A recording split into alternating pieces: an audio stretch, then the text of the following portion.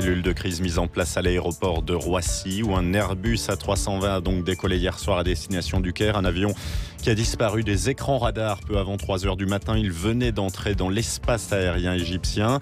Une soixantaine de personnes à bord, dont 15 Français. Aucune hypothèse ne peut être écartée pour le moment. Selon le Premier ministre Manuel Valls, on y revient dans un instant sur France Info, édition spéciale avec toutes nos équipes et nos invités. Dans l'actualité aussi, cette image, une voiture de police en feu hier près de la place de la République à Paris. Voiture incendiée par des manifestants cagoulés, armés de barres de fer et de fumigènes. 5 sont en garde à vue. Les 2 policiers qui occupaient la voiture ont dû fuir avant qu'elle ne prenne feu. C'est dans ce contexte tendu que de nouvelles manifestations contre la loi travail sont prévues ce jeudi. 2e journée d'action 48 heures avec des appels à débrayer lancés dans les transports et la pétrochimie notamment.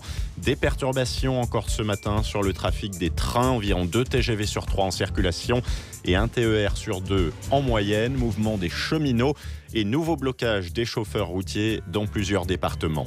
À retenir encore cet amendement voté hier à l'Assemblée pour aller vers un encadrement de la rémunération des grands patrons.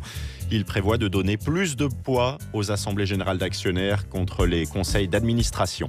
Et puis le foot, une 3e Ligue Europa de suite pour le FC Séville. Le club espagnol a de nouveau soulevé le trophée hier soir en battant Liverpool 3-1 en finale.